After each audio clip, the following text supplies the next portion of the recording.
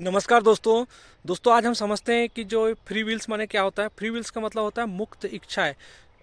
दोस्तों, आज आधुनिक समाज में फ्री विल्स का मतलब होता है कि जो मन वह स्वतंत्र है, यानी मेरी मर्जी, चाहे मैं जो करूं। दोस्तों, वास्तव में समस्या ये नहीं है। समस्या ये है कि जो मन है वह अज्ञान है, और उसका जो संचालन होता है वो हमारी, कहना चाहिए, संस्कारों से, क्रोध से, ईर्ष्या से और अहंकार के केंद्र से संचालित होता है। तो दोस्तों, ऐसा जो बाहरी होता है वो दिखावटी दिखावटी फ्री विल्स कहलाती है। दोस्तों, वास्तव में दोस्तों हमारे अंदर ऐसा व्यक्ति स्वतंत्र दिखता है, परंतु वो आंतरिक रूप से पूरी तरह गुलाम होता है, आंतरिक रूप से पूरी मजबूरी में जकड़ा हुआ होता है। तो दोस्तों, फ्री विल्स, दोस्तों कोई भी यदि आंतरिक जगत में यदि स्वयं को नहीं जानता, और वो यदि उसकी फ्री विल कैसे होगी। जो व्यक्ति वास्तव में स्वयं को नहीं जानता और वो जो कुछ भी कार्य करता है, तो दोस्तों उसके जो निर्णय लेने की जो शक्ति होती है, उसकी शक्ति जो होती है वो सट चेतना से नहीं होती, बल्कि जो सट रिपु काम क्रोध लोभ लालच जो बैठे हैं उसके द्वारा होती है। और दोस्तों, ये कैसी फ्री विल होगी? इसी के कारण दोस्तों हमारे अंदर जो इम्पल्सिव ड्रिवन एक्शन होते हैं और कंडीशनिंग माइंड होते हैं, जिसके कारण दोस्तों मानव जाति में हिंसा, क्रोध, शोषण बढ़ता है, और हमारे पर्यावरण का विनाश होता है, लोभ लालच की बढ़ती है, कंजप्शनवाद ज़बरदस्त बढ़ता है। तो दोस्तों, जब भी हमारा यदि बाहरी बाहरी कहना चाहिए बाहरी दुनिया में यदि हमारी फ्रीडम रहेगी और आंतरिक दुनिया दुनिया में हम अज्ञानता रहेगी, तो दोस्तों इसका मतलब ये है कि हमारे जीवन में खतरा ही होगा।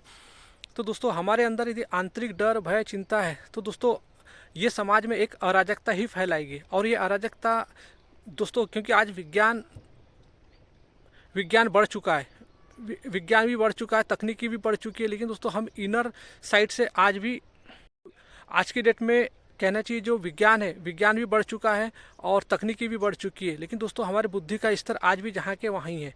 तो दोस्तों, हमें ज़रूरत है अपने अपने विवेक को जगाने की, अपने ज्ञान को जगाने की। दोस्तों, इसीलिए गीता और उपनिषद हमसे कहते हैं, भगवान श्री कृष्ण गीता के 2 अध्याय के 60वें श्लोक में कहते हैं कि मन और इंद्रिया व्यक्ति की इच्छा की ओर खींच के ले जाती है। दोस्तों, उसी प्रकार उपनिषद कहते हैं कि आत्मनम विद्धि, यानी आत्मा, यानी पहले जानो समझो, उसके बाद कोई भी काम करो। तो दोस्तों, हम अपने आंतरिक की जो ये मशीन है इसको जानते नहीं कि हमारे जो विचार, भावनाएं, हमारे संस्कार, पूर्वाग्रह आते कहाँ से? दोस्तों, ये सब हमारे बॉडी में इम्प्लांटेड है, और हम जो समझते हैं कि ये फ्री विल हमारी है, दोस्तों ये फ्री विल हमारी नहीं है। ये फ्री विल्स हमें थोपा गया है हमारे उद्योगपतियों के द्वारा, हमारे नेताजी के द्वारा और हमारे कथाकथित बाबा जी के द्वारा।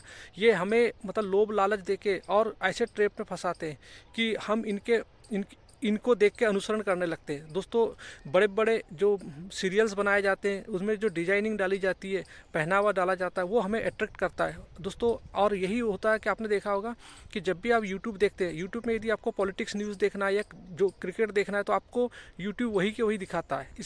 दोस्तों, हमारा मानव का जो ब्रेन है, जो एमिगडाला ब्रेन है, उसको पूरा उद्योगपतियों ने पूरा हाईजैक कर चुका है। हमारे अंदर पूरी डिजायर इम्प्लांटेड हो गई है। दोस्तों, आज हम पूरे सोशल मीडिया के ट्रैप में मानसिक गुलाम हो चुके हैं। दोस्तों, यही कारण है कि हमारी जो आंतरिक अज्ञानता बढ़ रही है, और बाहरी हम जिसको समझ रहे हैं कि हम जो कर रहे हैं, दोस्तों वो हमारी बाहरी अज्ञानता का ही परिणाम है। हम स्वयं को समझ नहीं रहे हैं और हम स्वयं ही अपने अंधकार की ओर अग्रसर हो रहे हैं। दोस्तों, हमें इसे रोकना होगा। गुड मॉर्निंग दोस्तों, आज हम समझते हैं 2 वर्ड्स जो सोशल मीडिया को समझने के लिए हमें बहुत ज़रूरत है। दोस्तों, ये होता है, एक होता है एल्गोरिदम और दूसरा होता है कन्फिग्रेशंस। दोस्तों, एल्गोरिदम मतलब वो होता है, एक प्रोसेस होता है, यानी मानव जो सोचता है और जिस विधि से वो कार्य करता है उसका एक एल्गोरिदम सेट होता है। तो दोस्तों, किसी प्रोसेस या सोचने की शक्ति को ही हम एल्गोरिदम कहते हैं। और दोस्तों, कन्फिग्रेशंस होता है, एक सॉफ्टवेयर पार्ट होता है, यानी एक ऐसा जो मानव की संरचना या स्ट्रक्चर, उसके आधार पर उसकी संरचना और सेटिंग की जाती है। दोस्तों, ये होता है कन्फिग्रेशंस। दोस्तों, हमारा जो एल्गोरिदम हाईजैक होता है। दोस्तों, बड़े बड़े जो उद्योगपति व्यापारी क्या करते हैं, जो यदि उन्हें कोई चीज़ बेचना रहता है तो वो आम आदमी के माइंड को पूरा पढ़ लेते हैं। और दोस्तों, वो कैसे पढ़ते हैं? जैसे सोशल मीडिया पे रील्स वगैरह आप देखते हैं, तो उसके माध्यम से वो आपके ब्रेन को पढ़ लेते हैं। कि आप कैसे आपको क्या लाइक है और क्या ये नहीं है। तो वो क्या करते हैं, वो आपके माइंड को हाईजैक नहीं करते। आपके अंदर एक ऐसा मतलब एक ब्रेन होता है, ब्रेन रिवार्ड सिस्टम, जो डोपामिन लूप्स होता है, उसका काम ही होता है, वो रिवार्ड सिस्टम होता है। उसमें नोवेल्टी, नयापन क्या आ रहा है, आप उसको कितने पैटर्न के साथ बार बार रिपीटली देख रहे हैं। तो जैसे जो आप बार बार रिपीटली देखते हैं, तो दोस्तों वो जो पूरा सेटिंग जो होता है, वो पूरा आपका जो ऊपर बैठा हुआ जो एल्गोरिदम जिसने सेट किया, वो सारा चीज़ आपको पढ़ लेता है और वहीं से आपको हाईजैक कर लेता है, और फिर उसी के आधार पे आपको वो डिजायर और इच्छाएं परोसता है दोस्तों।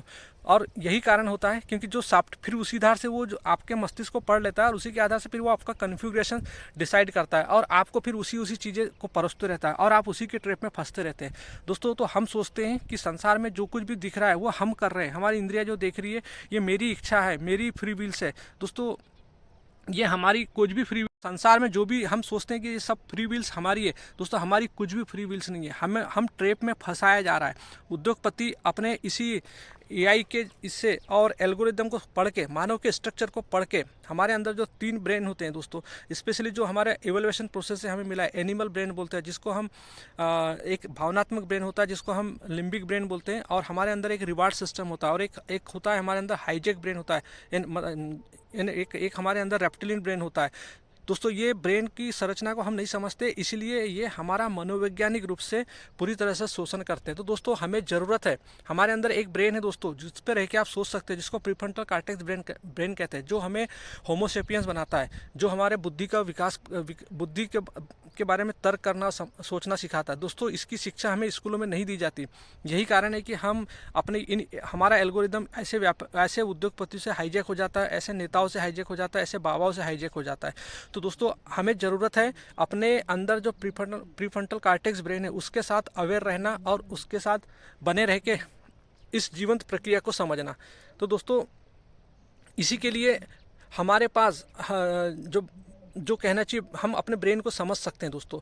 इसीलिए दोस्तों सबसे ज़्यादा हमारे जो शास्त्र ग्रंथ है वो हमारे लिए बहुत कोऑपरेटिव होते हैं दोस्तों। जो मैं हमेशा सजेस्ट करता हूँ कि श्रीमद् भगवद गीता, उपनिषद, ये आत्मज्ञान की शिक्षा जो है, ये हमें पूरा हमारे और भारत के जो दर्शन है वो हमें पूरे सिखाते हैं। सांख्य दर्शन हमें सिखाता है, योग दर्शन हमें सिखाता है। योग दर्शन तो दोस्तों पूरा साइकोलॉजिकल का ही दर्शन है, ऋषि गौतम का।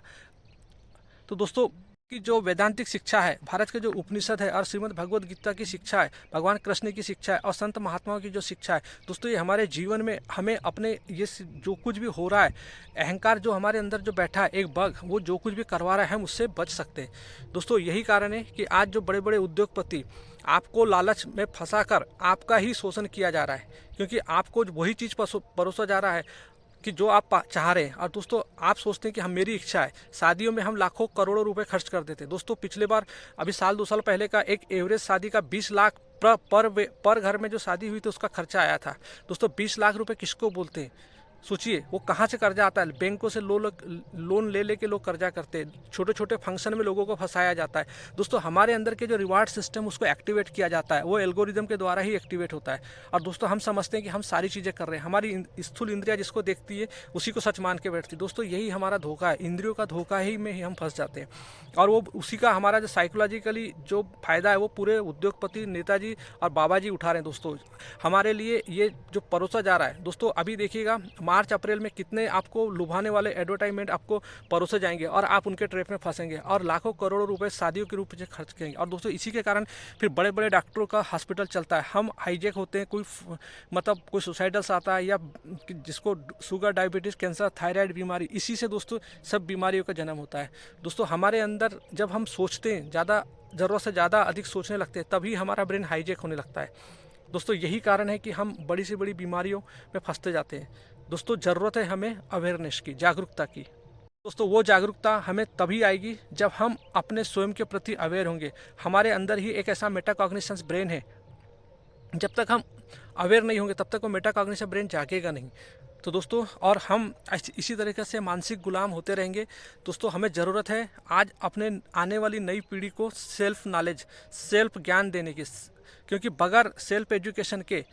आप अच्छे से जीवन नहीं जी सकते, आपका बच्चा अच्छा जीवन नहीं जी सकता, क्योंकि ये जो उद्योगपति जो है ये तो दोस्तों ये पूरे पृथ्वी को ही तबाह करना चाहते हैं। आप जीता जागता उदाहरण देख रहे हैं कि अरावली का पर्वत देख लीजिए, हसदेव का जंगल देख लीजिए, हिमालय पर्वत देख लीजिए, ये सब पूरे जो पर्यावरण की क्षति करने में लगे हुए दोस्तों। सोचिए आने वाले 15 साल 20 साल बाद क्या होगा। जो वैज्ञानिक ने पूरी तरह से समझा दिए कि क्लाइमेट दर चेंज हायर साइड जा चुकी है, 1.5 से ज़्यादा बढ़ चुकी है दोस्तों, फिर भी इन्हें समझ नहीं आ रहा है। पर्यावरण और धरती माँ जिससे हमारा भोजन खाना पानी चलता है, वो हमारी माँ है जो हमारा पालन पोषण करती है दोस्तों। जन्म देने वाली माँ और वो प्रकृति माँ दोनों में डिफरेंट होता है, क्योंकि जन्म देने वाली माँ और हमें दोनों का पालन पोषण वो बड़ी मम्मी करती है, लेकिन दोस्तों हम उसी को नहीं समझ पा रहे।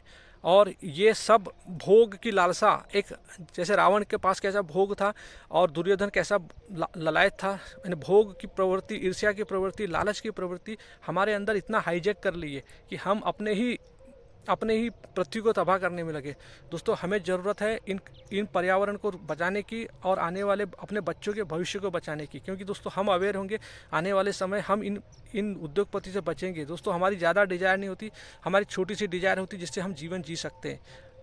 हम अपनी अज्ञानता के कारण इन्हीं लोगों के ट्रैप में फंसते हैं और हम अपने आने वाली पीढ़ी के लिए ही जहर तैयार कर रहे हैं दोस्तों। यदि हम आज अवेयर नहीं होंगे और ये अपनी मानसिक संरचना को नहीं समझेंगे तो दोस्तों हम पूरी तरह से ट्रैप होंगे दोस्तों। सोशल मीडिया का ज़माना है, हर व्यक्ति आज नेट खरीद रहा है, डाटा खरीद रहा है दोस्तों। उसका सही उपयोग करें, अपने बच्चों को सही डायरेक्शंस दे, नहीं तो दोस्तों आज ये होगा कि उन छोटे छोटे बच्चों के अंदर पूरे लूप्स तैयार हो जाएंगे, एडिक्शंस में फंस जाएंगे, क्योंकि रिवार्ड सिस्टम हमें रिपीटेशंस एक पैटर्न में बांधता है, और वो पैटर्न हमारे अंदर जब डेवलप हो जाते हैं दोस्तों तो हम पूरी तरह से फंस जाते हैं। फिर वहाँ से निकलना, उसकी न्यूरोप्लास्टिसिटी करना बहुत डिफ़िकल्ट हो जाता है दोस्तों। हमें ज़रूरत है अपने बॉडी की स्ट्रक्चर्स को समझने की, और फिजिकली और मानसिक दोस्तों। यदि हम मानसिक संरचना को समझ जाते हैं तो हम कभी भी अपने अंदर ये सब अंधविश्वास पाखंड में नहीं फंसते। और दोस्तों हमारा वेदांत दर्शन, भारत का सनातन दर्शन इसी की रक्षा करता है, इसी को बताता है। भगवान कृष्ण की गीता,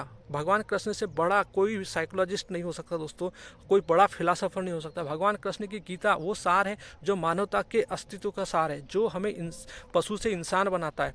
उपनिषद वो ग्रंथ है दोस्तों जो बैठकर, उपनिषद कभी नहीं कहता कि आप कोई गुरु तैयार करो, उपनिषद हमेशा समझाता है कि आपका गुरु आपके अंदर है। आपको कोई भगवान को मानने नहीं बोलता, किसी को मानने नहीं बोलता। उपनिषद बोलता है कि आप आपके पास स्वयं के पास वो ब्रेन है, मस्तिष्क है, कृष्ण है, स्वयं आपके अंदर बैठे हैं। आप उन्हें यज्ञ के स्वरूप कीजिए, उनका आह्वान कीजिए, निश्चित ही कृष्ण बाहर नहीं आपके अंदर ही उपजेंगे दोस्तों। यही भगवत गीता और उपनिषद का सार है दोस्तों।